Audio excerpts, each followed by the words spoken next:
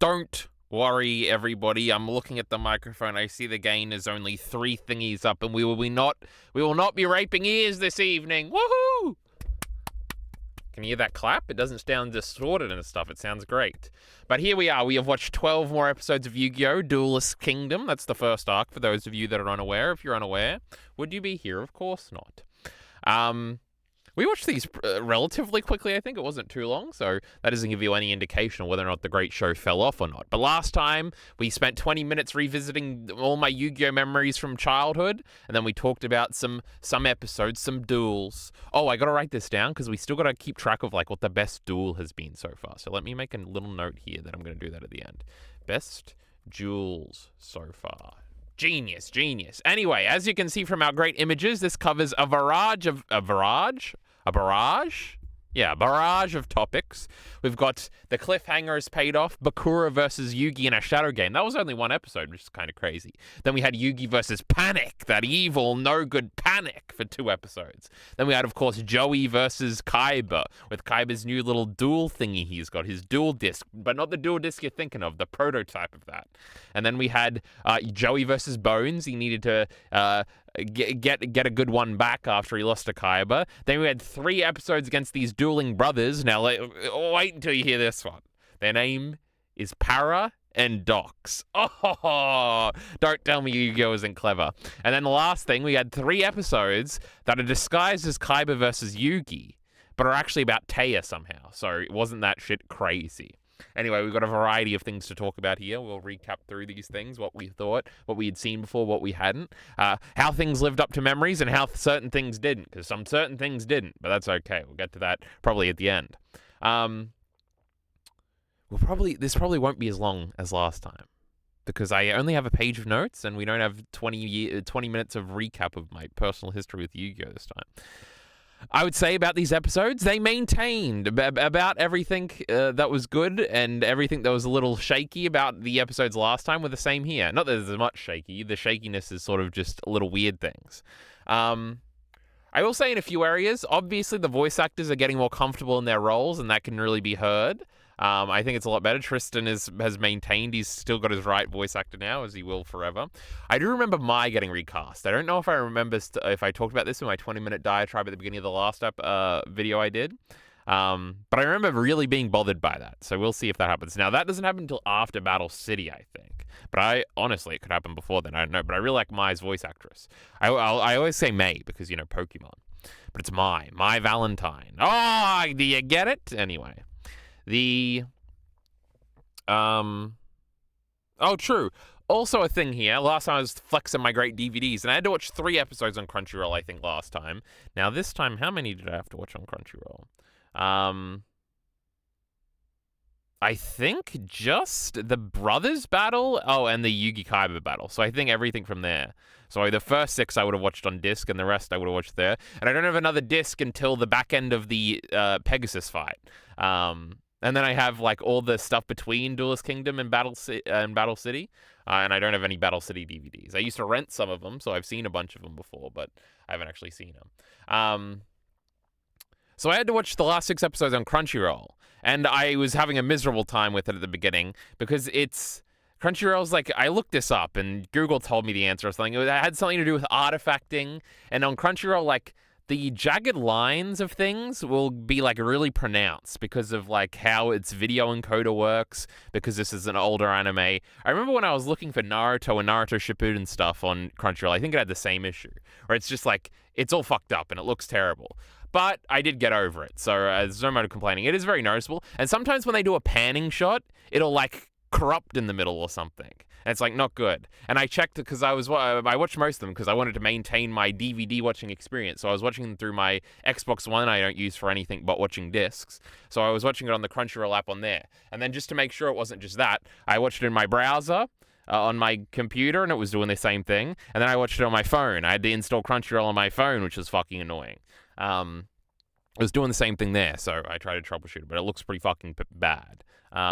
But I got over it. You know, maybe Alita's right. You don't need to watch things in high quality. You'll get over it in a second. Also, I'm pretty sure those Pokemon DVDs I'm usually watching are literally in 360p. Anywho, we had some Crunchyroll watching experience. It didn't look good. As for what I had seen and hadn't seen, I'm certain I've seen the Bakura battle before. I think I said this last time, but I had a singular disc. You know, sometimes when you were a kid, you get little discs, and they would have singular episodes on them. I had one for, like, a Pokemon episode. I think, like, 2 or 3 different ones. And I had 2 or 3 different Yu-Gi-Oh ones. And the little discs I had was Yu-Gi-Oh episode 1 and the second episode of the Marek fight. So I definitely seen the second episode of the Marek fight. I don't think I'd ever seen the first one. So I think that first episode, but maybe when we were renting DVDs from the DVD shop, I did see it all. It definitely wasn't a part of my childhood, though. Now, the Bones battle I don't have... No, the Bones battle I do have on DVD. So I definitely seen that a bunch of times, and I definitely remember the dueling discs and Kaiba versus Joey and them using it. I have never in my life seen the Paradox battle. Obviously, I recognize one of them from Yu-Gi-Oh! Duelist of the Roses, which is a very early Yu-Gi-Oh! Video game that we'll actually talk about later, because I've started to realize exactly how early that came into play and how it was around here, and that's why a lot of the things in that game don't really, like, make sense. But it does because they were following the anime, which is cute and interesting, and we can talk about that a little bit more later. And I know somehow I've seen at least the last episode of this Joey and this Yugi and Kaiba fight. Because obviously I know the ending. Kaiba threatens to kill himself and Yugi doesn't want to win, so he loses or whatever. A lot of the details I had wrong. How I remembered it is that Karibo multiplied and then self-destructed on the Blue Eyes Ultimate Dragon and destroyed it. That's not what happened at all. The multiply is just a defensive thing, and Celtic Guardian is the guy fucking him up, which is crazy. I didn't remember that at all. Shout out Celtic Guardian. Took down a Blue Eyes Ultimate Dragon, basically. And also, I didn't remember the Mammoth going into it and with a fusion with a spell card into its heart and get taken away its attack points or something funny, which was interesting. Also, I remember how it looked. Like, I remember them battling on, like, the side of the castle. I remember it being much wider. They were on a very skinny, like, edge of the castle, and it looked a little weird. And the thing Kaiba was threatening to jump off on looked different in my head. So I don't know where these fake memories came from. I think I must have rented this DVD, because obviously the whole battle would be on one disc. Oh, that's starting to come back to me. I feel like I can see the backside of the DVD of the case, and it's like got the and it's got like all 3 of them. And I remember seeing that and being like wowed, because I think I'd seen stuff after this, and maybe like the previously on had bits and pieces of this. Previously on Yu-Gi-Oh! Was a cock tease as a kid when you only had fucking certain episodes and DVDs around that you could watch and see. So maybe I rented that DVD once and watched it and wasn't paying too much attention, but remember paying attention to the end. I didn't remember them using the dual disc thing. I remember them doing a traditional duel here, so that is another surprising element. And I'm very curious, because I don't know. Again, it might be something I rented one time and half paid attention to when I was like 13, because I was a little past it at this point. But I don't think I've ever seen Kaiba versus Pegasus, but I remember them like sitting down. Are they sitting down next to each other, and then Kaiba's losing, and obviously ends up losing? I'm 99% sure. You got to see that Toon Blue Eyes or whatever. We love the great Pegasus and Toon cards. But what was I saying? I was building up to something. Something particular. But I have a feeling Kaiba's going to want to try and like verse Pegasus with his dual disc thing. And I feel like Pegasus is going to do it and beat him at his own game or something. That's also something I vaguely remember. So I don't know how this is about to go down, but shit is crazy. I also do remember, and I didn't remember until I literally got to it at the very end of Yugi's duel, because like a Tem or whatever, or Yami Yugi was totally going to kill Kaiba to win this duel. And Yugi's like crying at the end of the episode because he nearly couldn't control like his alter ego or whatever. He promises that he'll never duel again. And I remember like thinking that was dumb as a kid, especially when it was like I'd seen a bunch of episodes after this and I knew he was a big fat stinking liar. It also reminds me of Vegeta after the Cell Saga when he's like, and I'll never fight again. And you're like, well, that didn't last too long. Apparently he was training like the next day, because he says at the beginning of the Buak he's been training for 7 years or whatever to get Super Saiyan 2. What a liar. So that's always funny. That's a silly little childhood trope. I'm sure Spider-Man did have an arc where he was never going to be Spider-Man again. These heroes need to shut the fuck up and start superheroing. That's all I got to say. But that was sort of just the run through there, huh? Talking about what we had seen and what we hadn't seen. We hadn't really talked about things and whether or not they were good or not. But we haven't even done our overall notes. So maintained as usual. The voice acting has gotten more proper, which is like more as I remember it. And things do... And things still feel a little disjointed sometimes. There's like odd cuts, and like this is confirmed when you read the wiki page or whatever, and they're like, oh yeah, they cut this scene. Because there's like, in the Bones thing, Joey gets like knocked out, but it seems like weird how he gets knocked out, and they did cut out like a scene of like him and the guy that knocks him out fighting for a little bit, just because they don't want violence or whatever for the 4Kids dub. And then like he wakes up, and it's odd how he wakes up and he comes to, and then there's like clearly a little bit cut out there of like a few seconds, and yeah, it's like them like it was looming over him or something that got cut, and it's like, oh, you can kind of tell these things now that you're not a little kid.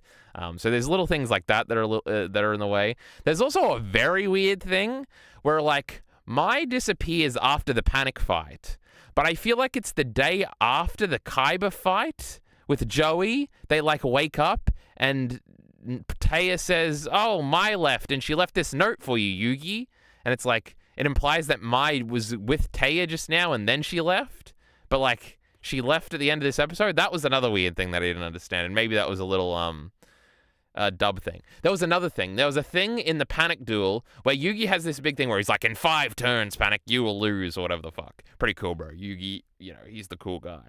But there's like it's like his plan is going to plan, but there's an insert shot of him looking concerned. When obviously he shouldn't look concerned. And I was like, oh, this is just a dumb kid's thing to make you think his plan got toppled, even though he knows his plan didn't get toppled. Because it's just a little thingy to make you doubt for a second, even if it doesn't make sense. It's about the minute-to-minute, second-to-second, like, emotional experience. But no, that was just like an insert shot for the dub. I was like, oh, interesting. I don't know why we did that. But true.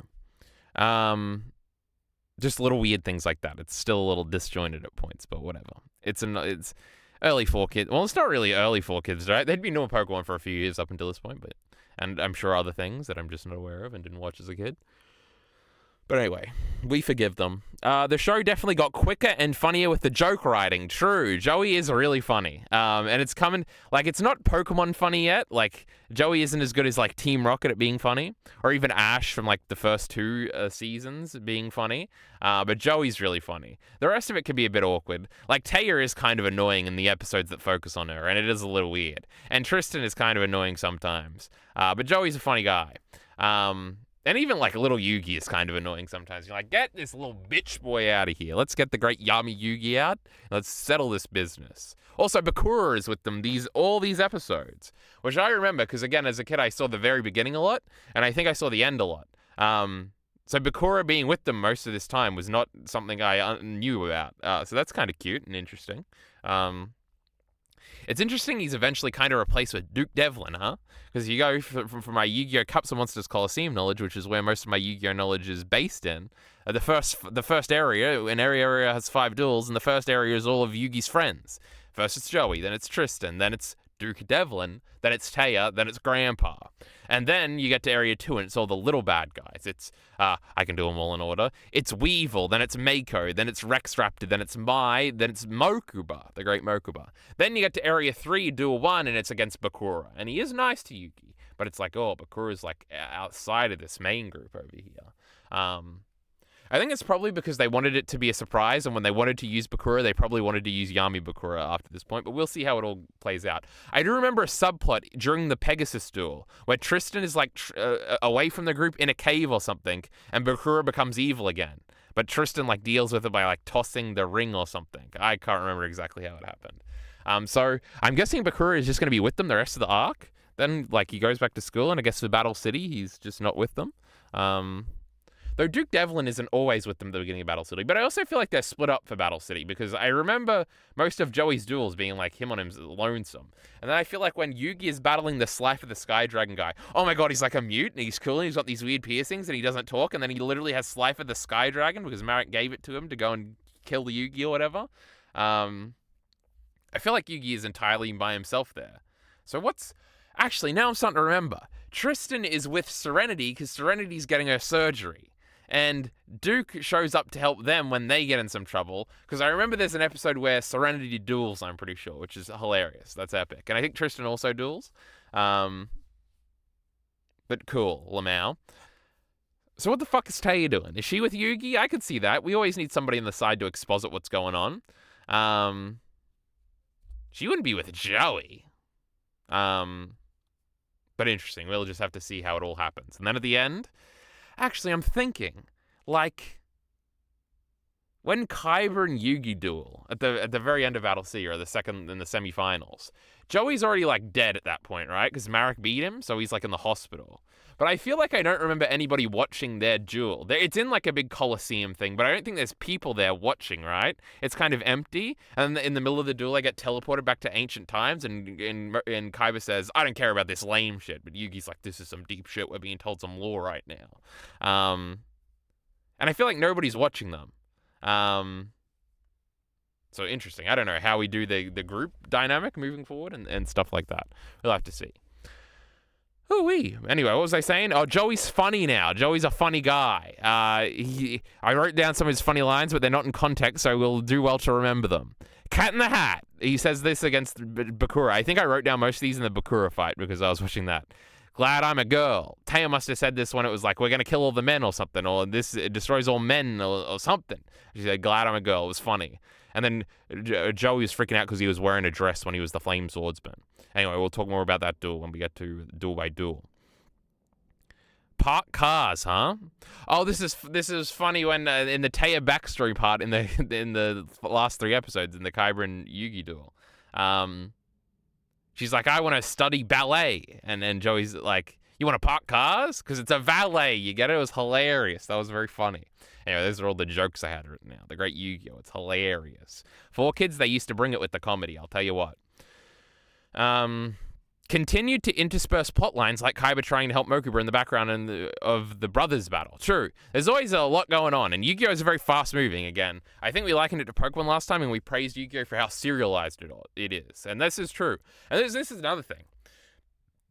After the Paradox battle, our great friends, Yugi and Jogi, they have all their star chips. And I don't know, as a kid, I was like, oh, Duelist Kingdom? That's easily 100 episodes, bro. But it's like the end of episode 22, and they've all got all the star chips. And I started to realize that, because after Bones, I was like, I don't remember any more duels, like, at all. I know Kaiba versus Yugi, I know Kaiba versus Pegasus, and then I know the Final Four. Now, I didn't remember that Mai was in it, but I spoiled myself on that last time. But I remember Joey beating Bandit Keith, and then Joey and Yugi having to fight in the finals. What the frickin' hell was I saying? Oh, yeah, so it was like, I figured out that, it must be pretty quick. But yeah, it's interesting. The whole arc is only 40 episodes. Oh, that brings me to another thing. We'll probably just cover the rest of it in our next video, right? Because if we do 12 more episodes, it would take us to 36, which would be, I think, in the middle of the last Pegasus duel, and we would only have 4 more episodes to go before the whole thing was wrapped up. So we might cover 16 episodes next time. Now, oh no, that's going to make my grid a little bit more complicated, because there's going to be 4 more things to fit in. We'll have to see. Or maybe I can just select 12. Who knows? I'm sure I'll figure it out. Now, what the frickin' hell was I saying? Something about dueling and remembering and something. It's all coming together. Oh, Duelist Kingdom going by fast. And it's like, oh, shit. Like, it's set up and pay off. Like, Bandit Keith is obviously set up as a Joey bad guy in these Bones episodes, and we're going to pay it off a little sooner. Whereas I think in my head it was like that we had a longer build-up to these sorts of things. But that sounds like I'm saying a negative. But it is very interesting where it's like, Kaiba is back. Kaiba is beating up Joey, not battling Yugi. Then he's looking for Mokuba. Then he's confronted by Pegasus and told he has to fight Yugi. And then immediately we are fighting Yugi the next episode. So it's like, it's a great, like, and when you get there, you're like, oh my god, we're already fighting the great Kaiba with Yugi. This is epic. And this feels, even though we're like 20 episodes in or something, this feels like a great, oh my god, remember the episode 1 when they were battling? And don't worry, episode 20 or whatever it was is going to show you most of that first battle again. It wasn't that bad. It was like a 4 minutes flashback sequence. But true, things happen fast, and there's a goodness, and there's something taken away with maybe it was more stretched out, and, the payoff would have come harder and stronger or something. But it's coming fast, and that's also a good thing, so what can you say? Who's to complain about these things, huh? But true, and in that case, helping with the pacing is like cutting away to other things sometimes and having like multiple storylines. And it is interesting. I don't think I'd ever thought about this as a kid, but it is interesting. It's kind of trying to balance these 4 very primary characters. And, like, Yu-Gi-Oh! Has done a great job with, like, establishing its characters and having them roam around.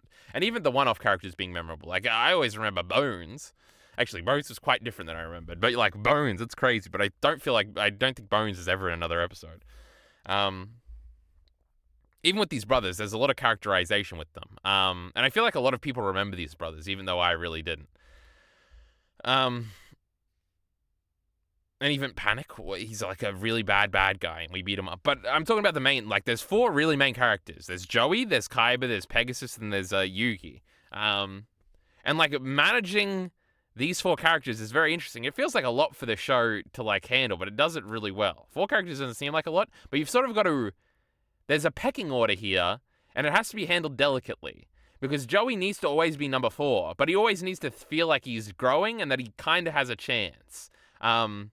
Yugi kind of always has to be the best, but then Kaiba is such a character and such a presence that you don't want him to lose, and you don't want to fuck over his character too much. But also, he has to do the job for Pegasus, because Pegasus is the final bad guy of this arc.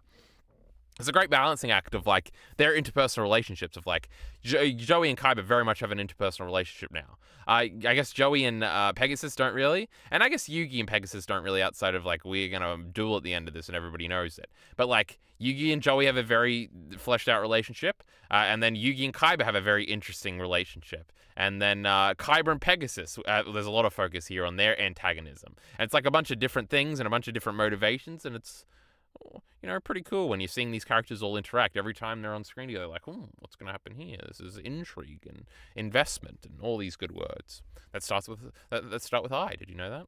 And there's no I and me and no team and I. That's how the saying goes. Anyway, we love Joey. It was the point of that. He's funny. But true. And also, anytime any of those 4 characters have to, like, duel, it feels like a big payoff, right? Even the Kaiba and Joey one, which is more of a build-up thing. He's like, oh, this is kind of cool. Joey versus Kaiba, let's see it. I remember when they fight later. That shit's crazy on God.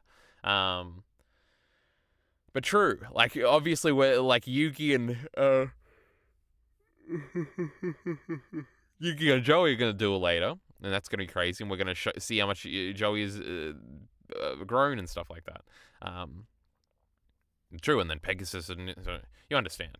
Also, on top of that, Mai and Bandit Keith are very good, like, characters that are like a tier beneath them, where it's like Mai, there's a lot of investment in Mai, obviously. She's like a tsundere learning to have a soft heart or whatever. And she's obviously in love with Joey, so that's great. And Bandit Keith is also a like, good bad guy. What a great top 4 we've got. And I don't know, the Mai and Yugi stuff will be interesting, because I don't really remember much of that. This must be where Harpy's pet dragon finally shows up. Like, but obviously Joey beating Bandit Keith is going to be sick, bro. He's going to prove him wrong. It's going to be epic. I don't know what the catharsis is going to be with the Mai and Yugi one. It'll be interesting. But even so, them interacting, any other characters of those interacting, they're very strong. And they move. They're actually both kind of Joey characters, which is interesting. But yeah, good and fun and stuff and characters and good. True.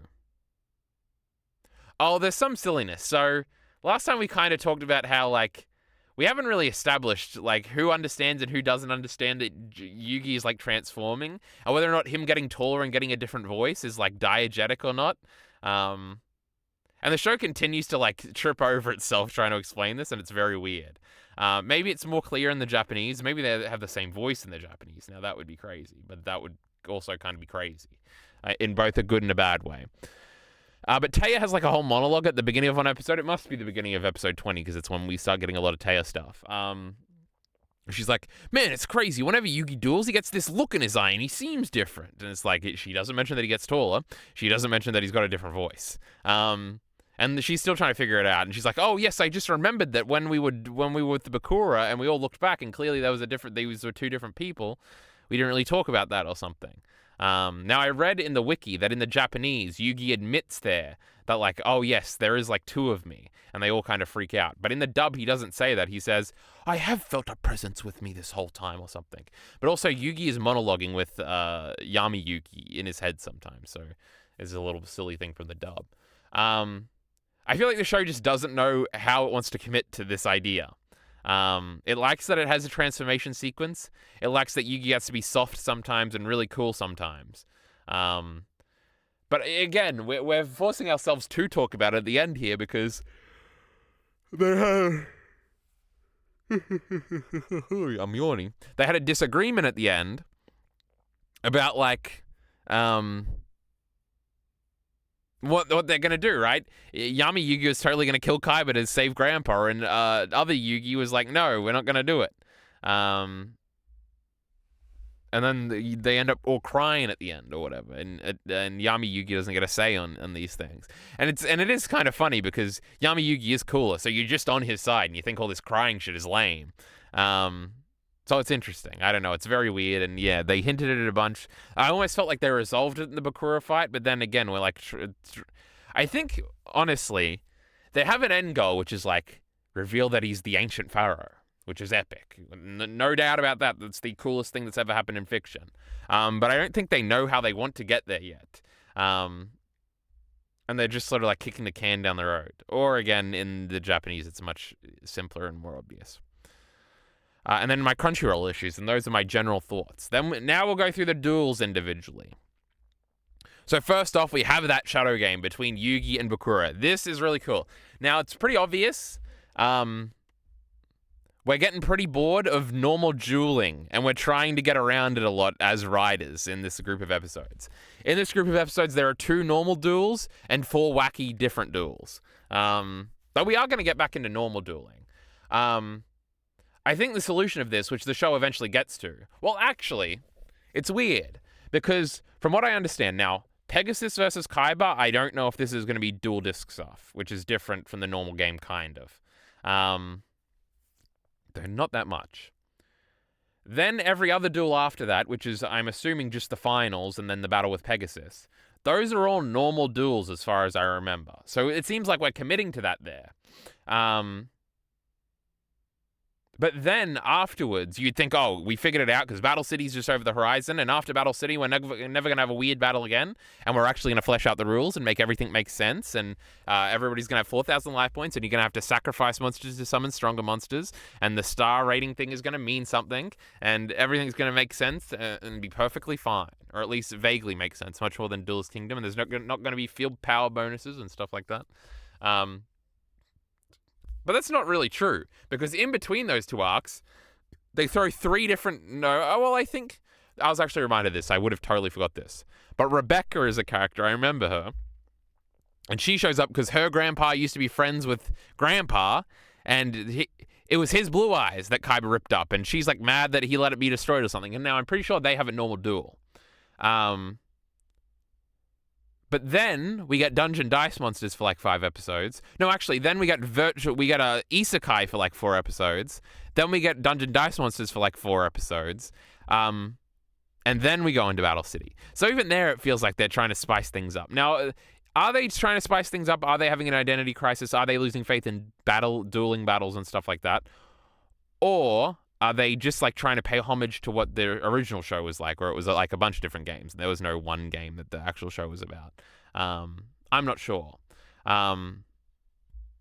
It's interesting anyway. It's kind of fascinating to see. Because after Battle City, I'm pretty sure it's just going to be duels until Yu-Gi-Oh! Is dead. Like, we're going to add bikes to it, but it's just going to be duels. And GX is going to add nothing, and it's just duels, and it's going to be great.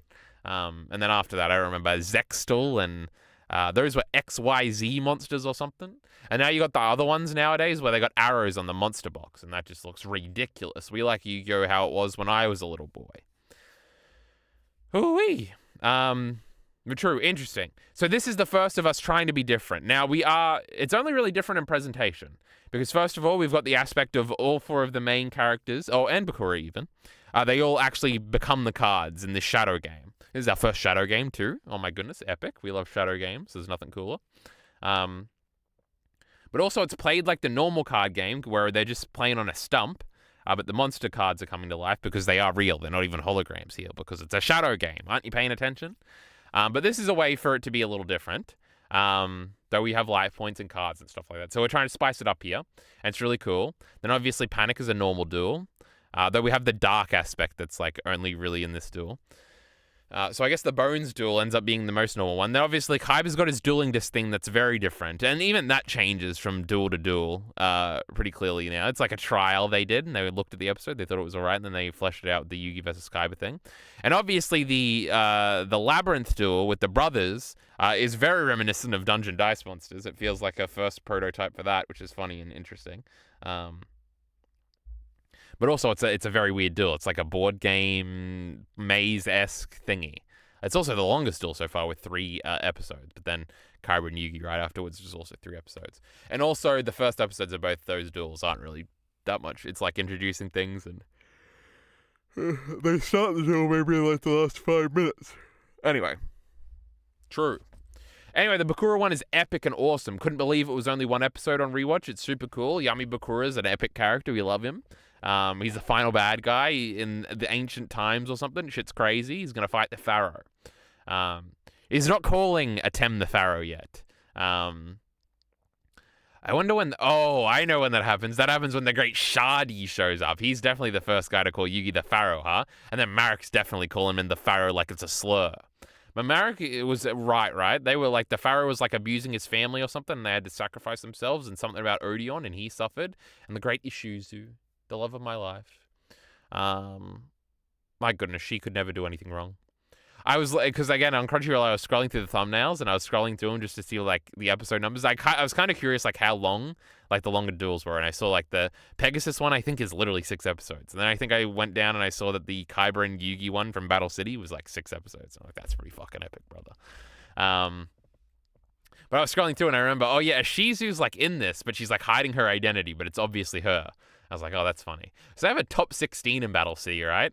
Oh, could we name them all? The final 4 is Joey, Marek, Kyber, and Yugi. And then Marek beats Mai. Then Odeon is obviously there too. I think Joey beats Odeon. Ishizu and Bakura are in there too. Now, I feel like Yami Bakura loses to Yami Marek or something, which that sounds fucking awesome, bro. I think that's it, right? I can't name any more, and that's 8. So maybe it is just a top 8. But who did Yugi beat? I don't know.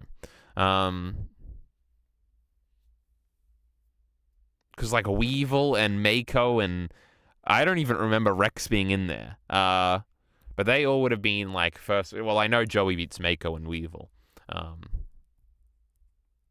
So interesting. That's all I remember. Maybe it is just a top 8, which would make sense because this one had a top 4 and we're expanding it. I feel like I remember them saying top 16 though. Maybe they all just were Marek's goons or something and they beat him. Anyway, what a great memory I have. Marek killed Mai though, and Joey wasn't happy about it. I remember that. Now, we were talking through the different battles and we went through it, but now we're back on talking about the Bakura stuff. Cool idea I have written down. Quickest duel of the bunch. True, it was only 1 episode. Taya hiding under the card and Joey being a hero. These were both very cute things. They were very cute when they were their cards, and Tristan gets summoned first and he goes to the graveyard and he's freaking out. And the Change of Heart card, that's like the coolest card artwork of all time. And I used to have that card when I was a kid, and Bakura had it, and it was his favorite card because he's like half light and half dark, bro. It's like deep. Acknowledging that Yami Yugi is different to Yugi, I have written down here, but then I just started complaining about that. As Bakura is a different Yami Bakura, true, and then Bakura wins them the duel at the end. And I thought Bakura was going to get like sent to the Shadow Realm and he wouldn't be with us, but then he was just totally with us, and we sent the evil guy to the Shadow Realm. Also, the Reaper of the Cards was like running around trying to get people when they went to the graveyard. Shit was crazy. And they had a literalized graveyard, which was cool too. The graveyard discard. That's what Panic says later. It's very funny. But then Panic also has the Reaper of the Cards. But yes, that duel was good. We'll add them to a sort of ranking at the end. Let's just go through my notes and the rest of them. Yugi versus Panic. This Panic sure is evil. True, he kidnapped Mai and to do terrible things to her, but no, it was actually just to duel her and beat her. And Mai got beat up by this fucking loser, and all of her star chips were stolen. And he was like pulling her around by the arm and like holding her arm over his head and said, "Look at this, I took her star chips." And it was not nice. It was very invasive. It felt borderline rapey, and it wasn't cool. And it really made you hate Marek and want Yugi to beat him. And Yugi did beat him, and he had flames and stuff, and he was like cheating. But like seeing Mai do the job for this guy was not good. I didn't like that at all. I didn't like her losing to him. I said, this is not right. Mai is way stronger than this. She would beat Panic, the loser. But true, we see the very end of their duel and all of her Harpy ladies getting destroyed.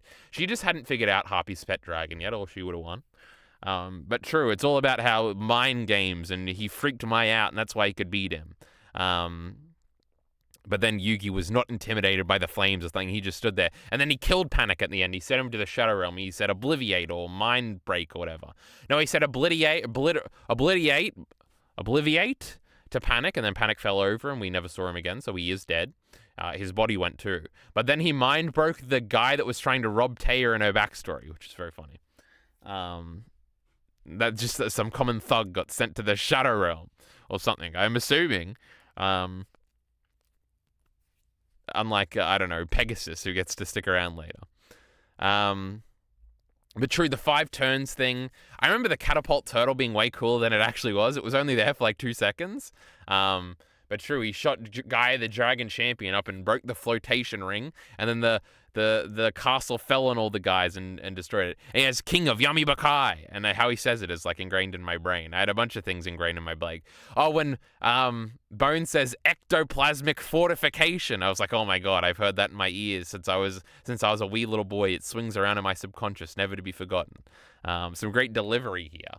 Panic's voice actor was really good, and he had Panic on his thingy, and it was like because he's evil and stuff. But actually, I looked on the wiki page where it's listing all the differences in the episodes. Actually, that's because in this dub, they're called Eliminators, which Panic is an Eliminator, and so are the Paradox Brothers. They are hired by Pegasus to knock out a bunch of people that shouldn't be here, like the poor Mai. But no, don't worry.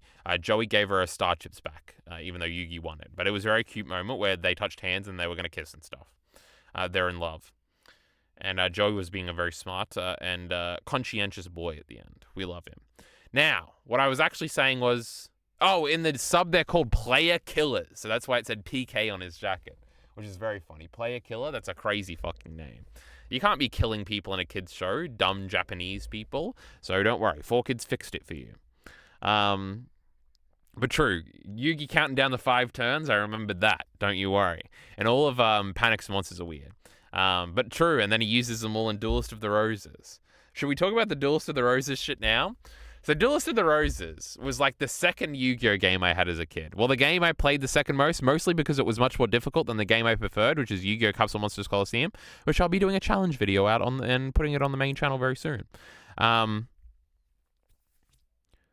I didn't really play that game. But eventually, I went back and played that game. And it's very interesting, because in Yu-Gi-Oh! Capsule Monsters Coliseum, it feels like all the official characters are in it. As I said, I went through like the first 2 stages, the first 2 areas of that game. And it's like all the nice guys, all the minor villains, then it's all like the bad guys. It's like Bakura, Bandit Keith, Pegasus, Marek is in that first area. And Odeon, they're all in Area 3, and then a lot of Area 4 is rematches, and Kaiba shows up and Ishizu's there.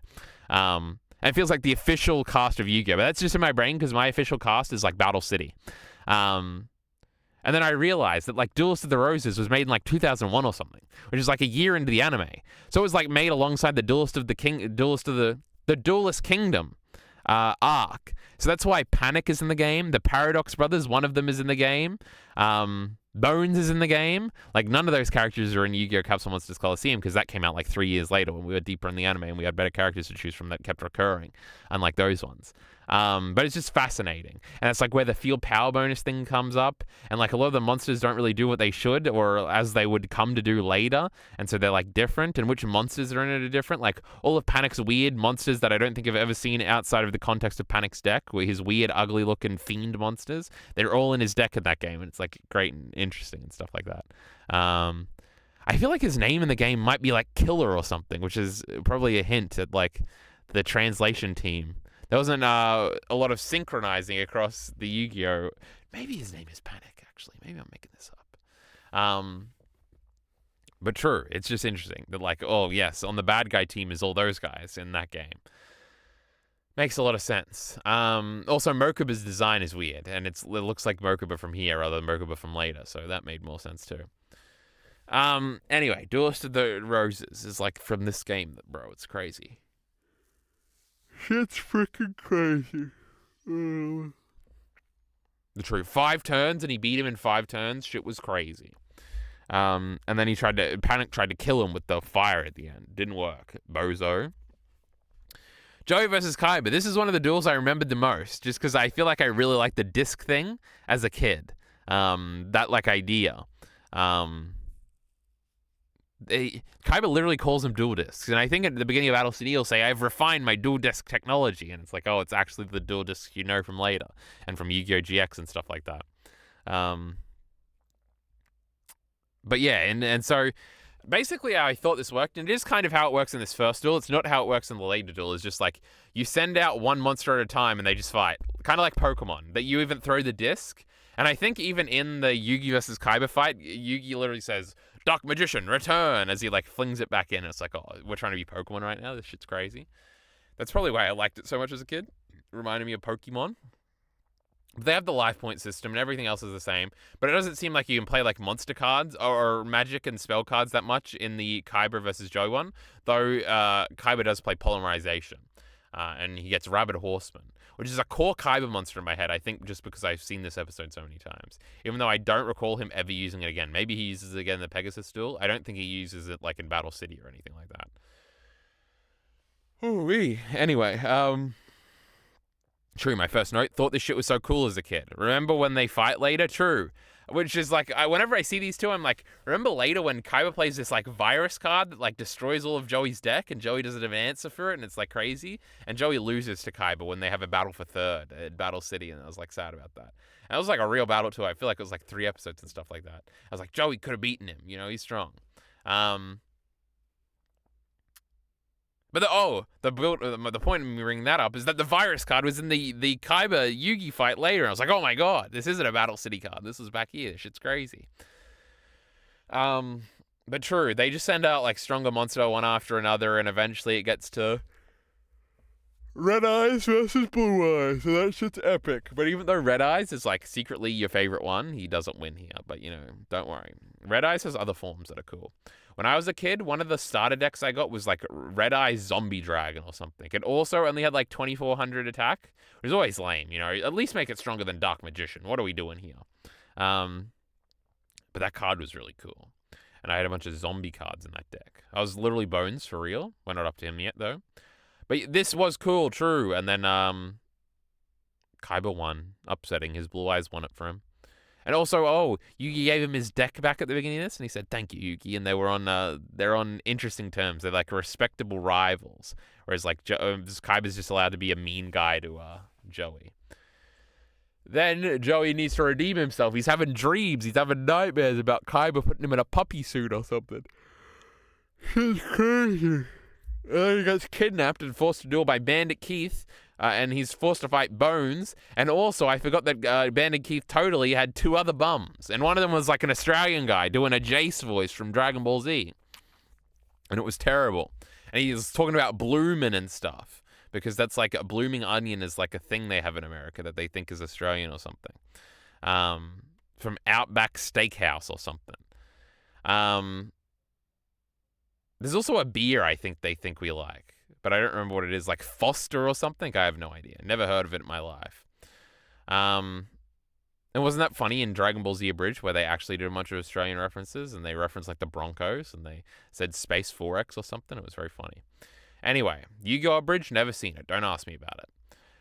Joey versus Bones. I remember this duel a lot. I remember Pump King, the King of Ghosts, which is one of the coolest monsters of all time.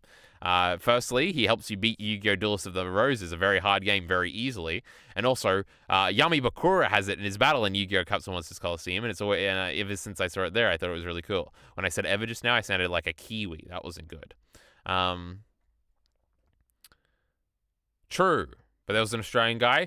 Bones that uses a bunch of zombie monsters. They get destroyed. He brings them back with Call of the Haunted, which I feel like does a different thing. Like, it makes some zombie monsters here. I feel like that's a GX card. Just like Pot of Greed and Polymerization, but with the different artwork, with the cooler art. Well, actually, I don't know which one's cooler. I always thought the one that they had in Duelist of the I always go to say Duelist of the Roses. And Duelist Kingdom was, like, lame because it didn't look like the GX one I was more used to. But actually, this one looks really cool. There's like a cube and weird looking, there's like a green monster on it and stuff like that. Whereas there's more focus on the fusing in the GX version of the card. Now, again, this might be a dub thing. I don't remember. Because they'd be changing cards and stuff. But Call of the Horses is like Monster Reborn, but as a trap card in GX, but here it is for the first time. Also, they're still calling it Reborn the Monster, I'm pretty sure, instead of Monster Reborn, so I don't know what the frickin' hell they're doing over there in the dubbing department. But true, the pumpkin, like, attaches its vine to him and, like, splooges into them. It's, like, creepy and stuff. But don't worry, Red Eyes destroyed it. This was cute. And actually, this is another interesting thing. So in this battle, Bones is powering up. He's getting stronger. He's beating him. He seems like he's losing. Bandit Keith's coaching him through the whole time. Yada, yada, yada. Fun and interesting stuff. Also, is like them being in a cave and him having a graveyard field. All that shit's really cool. What I was saying was, it's cool how I think every duel has ended with a different monster winning. For Joey and for, what do you call it? And for Yugi. So in this one, like, he uses Time Wizard, but it, like, fails, and you get to see what happens when Time Wizard fails and stuff. You know what's funny? The one monster that hasn't won Joey a duel yet is Flame Swordsman, which everybody thinks is like, his main card, but it hasn't won him anything yet. But, like, his first duel with my Time Wizard won. His second duel... It was Time Wizard again, huh? Did I just make that up? This time, Time Wizard didn't work, though, and he had to get a victory with a different card. I was thinking against Rex, I'm like, oh, and yeah, and like Red Eyes beat Rex. But no, he beat Rex for Red Eyes, so that's different. Red Eyes hasn't even won him a duel yet. I'm curious who's going to beat Bandit Keith for him. This is interesting. The Red Eyes kind of did help with the Paradox Brothers thing.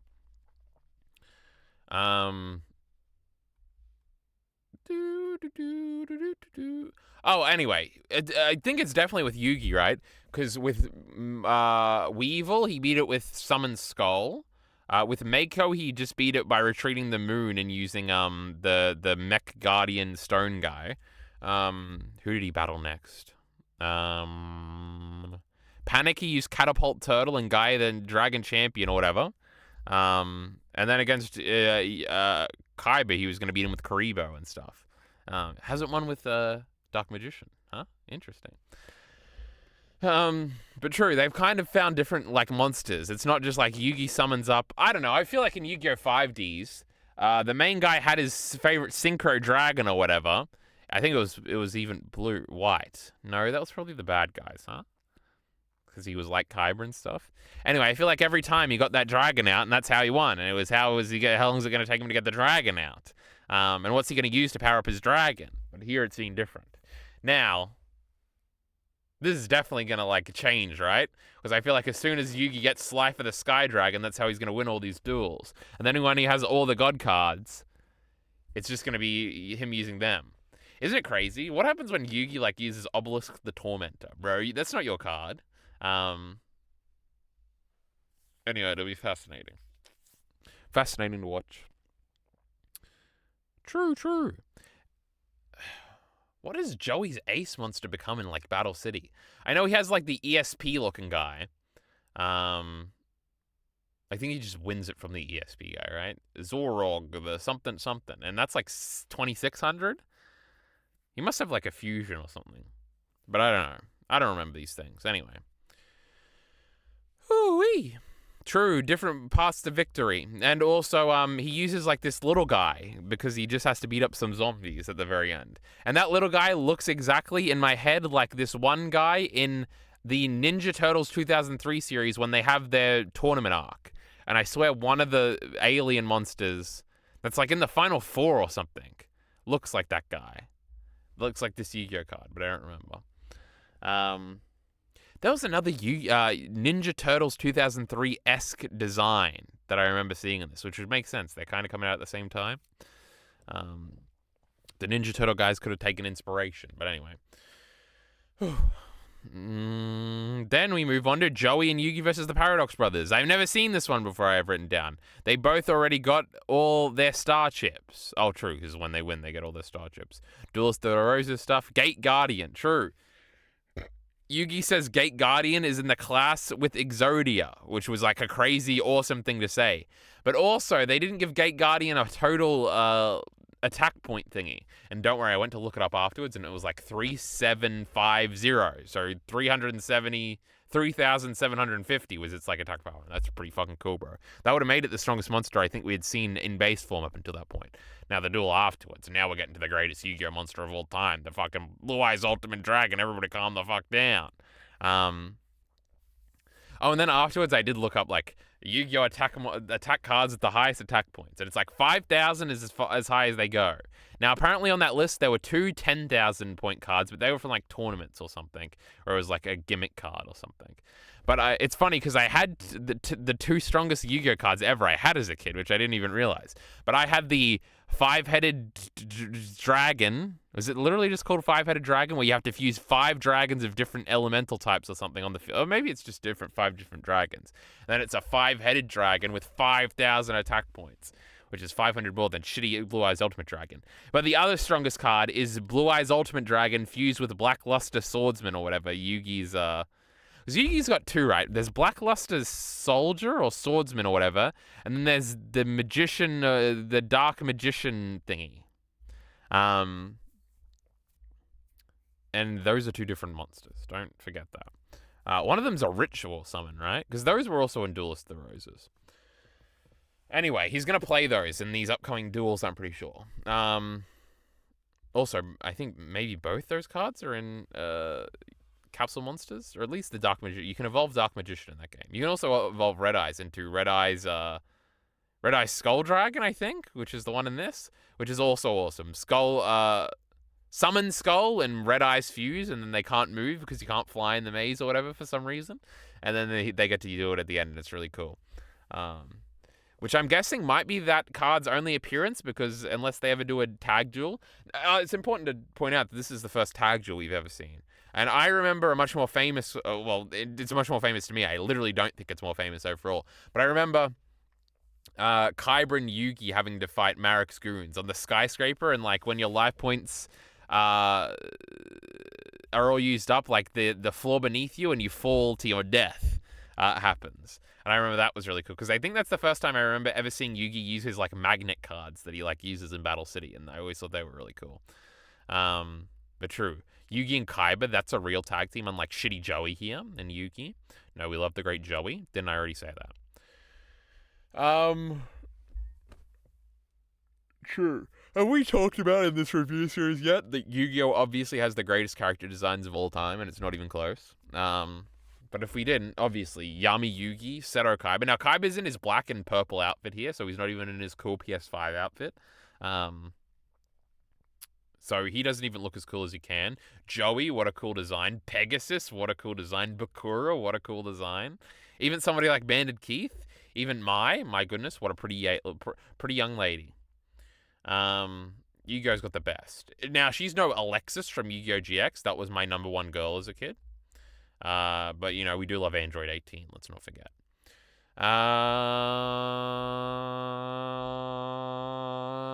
What the fuck was I saying? Oh, there's a lot of funny dub stuff in this. Both of these brothers have really, really, really retarded voices. It's kind of funny. And they're always talking in riddles and stuff. It's funny. It's cute. They're also eliminators. And this is the first 3-parter. These things are all true.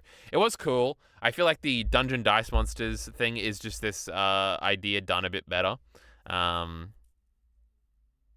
So yeah, I don't know. It's cool, and it's like, oh my god, these are all the cards that duel in Duelist the Roses that it uses. That spider card, the dungeon worm thing, the labyrinth tank, the shadow ghoul. It's like, oh, these are like those cards. This is crazy. They're like from an anime thing. I thought they were random and just for the game, so it's kind of crazy context. And then we get to Yugi versus Kyber 2. I feel like we've kind of already talked about all of this. I didn't realize it was a dual disc duel. I've only seen the ending to this one before. Lots of teasers for the Ultimate Dragon. True, they don't let it come out of nowhere. They make sure to tease it for like 2 episodes before Kyber actually plays it. There is a great moment, though, where he draws the last Blue Eyes card, and that's a really cool moment. But he doesn't have polymerization yet.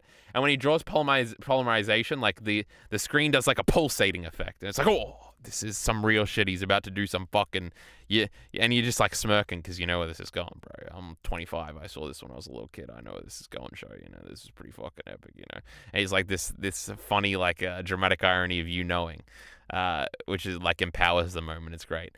It's kind of like and actually I think Pokemon did this moment better than Yu-Gi-Oh did this particular moment, but it's like that moment when Ash is versing Richie when he's like, I've got no other options, and then he realizes he has Charizard, and they play that cue where it's like dun, dun, and then it's dun, dun, dun, dun. And it's like, oh my god. And then it starts flashing back to Charizard memories. And you're like, oh my god, fucking Charizard, which we haven't mentioned in any of these Pokemon League episodes. Here he is. Now, obviously, this becomes a big anticlimax because Charizard doesn't do anything. And Blue Eyes Ultimate Dragon also loses on its first appearance, which is really funny. Will Blue Eyes Ultimate Dragon ever win a game in Yu-Gi-Oh? For Kaiba? We'll have to keep an eye on that. But as we've established, Ace Monsters never win your games. Dark Magician, never done it. What do you call it? Red Eyes, never done it. Blue Eyes, Ultimate Dragon, Blue Eyes at all. Kaiba's never won a duel. No, he beat Joey. Oh my god, Kaiba's record going into Duelist Kingdom is going into rather Oh my god, there was an X. They must have updated Google, where my battery thing, it had like an X over it. I was thinking, I didn't just get the second battery warning, I just got the first battery warning. And indeed, that was the case. But that X made me freak out for a second. I thought we had to end the video in the next 30 seconds or I was going to lose the recording. Everybody calm down. I was talking about how Kaiba's going to go into Battle City with a 1-3 record. He's going to have won 1 duel against Joey. And he's going to have lost 3 against Yugi. Oh, no, because he just won against Yugi, huh? But he kind of lost. So he lost to Yugi, lost to Pegasus. So I guess he's going in 2-2.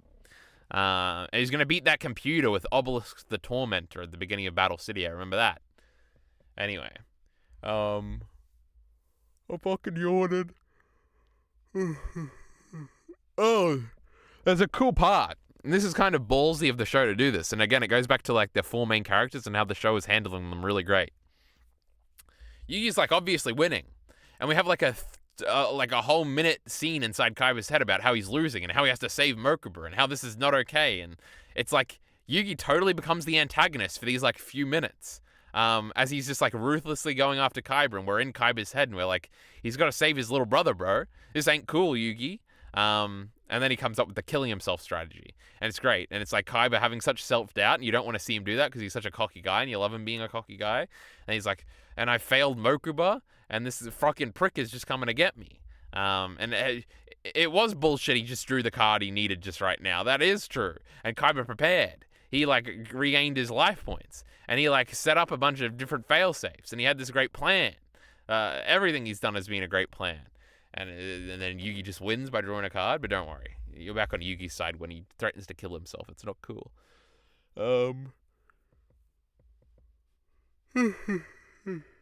I guess at the end here, it is kind of the fear when you're watching like Yu-Gi-Oh! Or Pokemon back is like, you're afraid there's going to be a really dramatic moment that's going to be really childish, and it's like they're all going to be crying, and you're going to be thinking, this is the lamest shit that's ever happened in your life.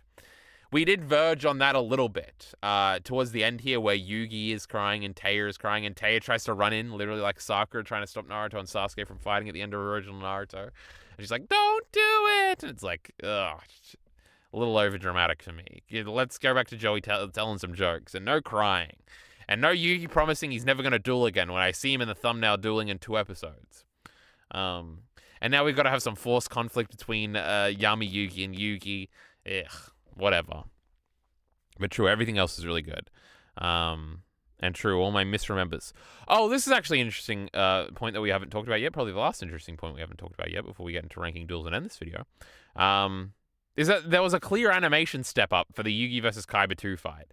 Like, it's cool. Their Duelist thing changed. I guess I didn't talk about how they changed. Like, their cards now appear in front of them as big holograms, and, like, later Kaiba's, like, hand gets revealed by a card Yugi plays, and then they're flipped around and stuff like that. That's when it's revealed that he's been keeping a Blue Eyes in his hand the whole time. Why has he been doing that? But also, we had seen their hands back and forth, and the mammoth was in Yugi's hand, like, the whole game, and you're like, oh, that's the mammoth there. That's funny. When is he going to use that? Like, that's just a silly monster that he's not going to use, and that's not going to be important. But that was actually super instrumentally important later, and he's like, oh my god, it was there from the beginning. What great setup. But true. Unlike the previous battle, like, sometimes they had multiple monsters on the field, which so the dual disc thing had changed a little bit. They were putting all of their whole hand on the outside of the thing, and Yugi was retracting it sometime to reset, and that seemed like something you were allowed to do. So it was different and more fleshed out than the Joey fight earlier. My point was that the animation stepped up. So, like, there was, like, cooler shots, like the cards would, like, spring out, and it was like, oh, fluid animation and stuff like that. And nothing too serious, nothing too great, but it definitely felt like a step up to me, so that was kind of cool. Um, and true, it'll be interesting. Like, again, when I was scrolling through the thumbnails for the later episodes and I saw, like, the characters in the Battle City thumbnails, and I'm like, oh, these look like Yu-Gi-Oh characters. Like, they're all a lot taller and a lot slimmer, and, like, they have sharper features or something. It was just like, oh, that's drawn in the real Yu-Gi-Oh style. So it'll be interesting how we get there. It'll be interesting how good the animation is when we do get there. And yeah, all this stuff will be interesting. I will say generally, this is definitely better animated than like Pokemon. I think even the Pokemon I'm up to, which is probably the Pokemon that would have been contemporaneous to these Yu-Gi-Oh things. No, because this is like 2000, right? So that would have been it's about 150 episodes in. So it would have been like in middle of the beginning of the first quarter of Johto. But I would say like this stuff is probably better animated than even the Johto stuff I'm up to, which is just the beginning of Master Quest. But interesting. Like, I feel like there's a lot less repeated frames and things like that.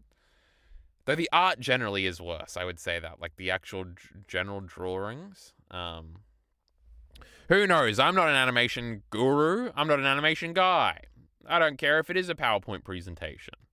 As long as there's super sick monsters doing super sick stuff. But even though, like, Blue Eyes flew up to do an attack and stuff like that, it was kind of cool.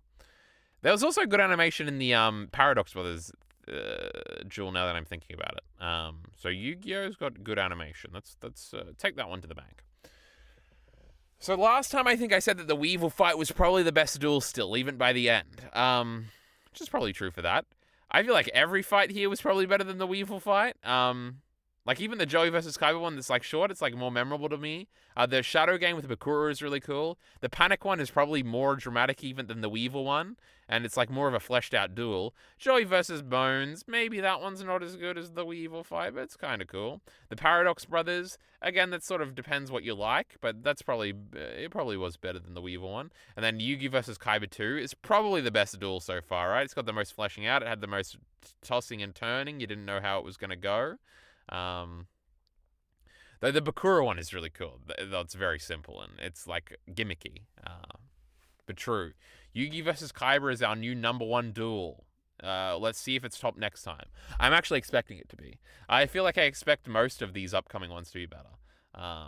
Mai versus Yugi, Joey versus Bandit Keith, Joey versus Yugi, and then Joey versus Pegasus. These are some cool battles, I'm pretty sure.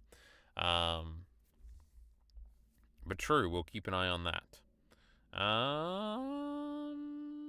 Will anything be as good as the great Kaiba versus Yugi fight that I remember? You had to rent 2 DVDs to be able to get all that fucking shit, you know? So that's some real stuff, you know? No pussy 1 DVD, 1 disc type shit. It's also interesting how, like, the DVDs were sold. I guess this is the last point. Oh my god, we just made it to an hour. I thought this was going to be short. Pokemon DVDs always had 4 episodes. Yu-Gi-Oh DVDs always had 3 episodes. I feel like they were probably sold for the same price too. So, you know, Yu-Gi-Oh just valued itself more or something.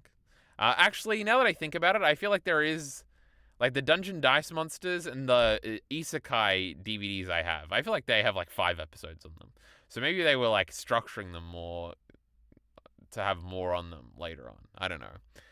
Now that I think about it, the singular DBZ DVDs you used to be able to get, they also only had 3 episodes on them, huh?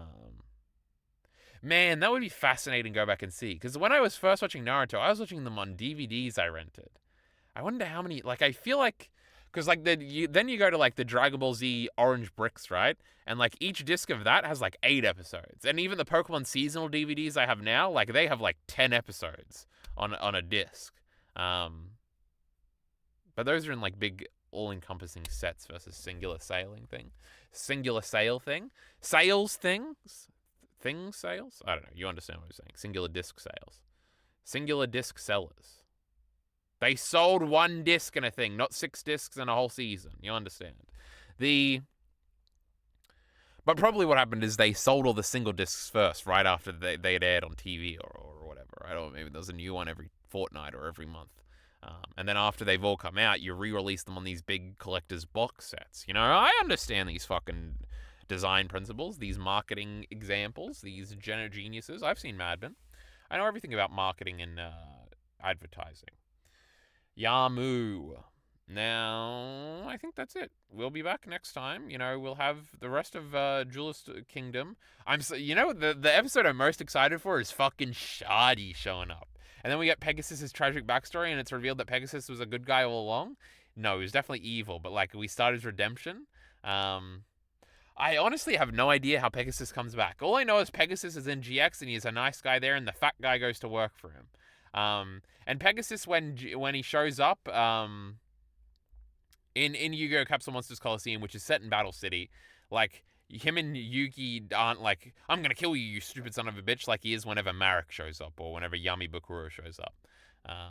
He's like nice to Pegasus because he's like a neutral character that we get along with or something. I don't remember Pegasus being in Battle City at all, but now I feel like he like made a new card for like them to beat Marek or something. So I'm sure he'll show up somehow. But anyway, I'm interested in that. Shardy's gonna show up. We're gonna go into the Berserk realm with the stairs and the stuff. We're gonna reveal some Millennium item stuff, and then like 15 episodes later, Ishizu and Marek are gonna be here, and it's gonna be epic. Ooh-wee. Anyway, what a great review. We're so excited to finish Duelist Kingdom off. I'll probably, like, this one I wanted to get this second one out before the end of the month just to show that I hadn't given up, and this wasn't another thing where I was just going to do the first video and never follow up on it. I don't want to rush the rest of it. I will definitely commit to, by the end of July, having the Duelist Kingdom final video up. I don't know any further than that. I don't want to try and do, like, 2 next month. I should probably be focusing on other things, but nonetheless, a video should be out soon. You got to subscribe and stick around to see it when it comes out or something. Or YouTube will just recommend it to you. It's pretty good at that nowadays. Anyway, we're actually ending the video now, okay? So we love Yu-Gi-Oh! We love Duelist Kingdom, but we're really going to love Shardy. That's the important thing to take away. Now, get out of here. Support links in the description below. Thanks.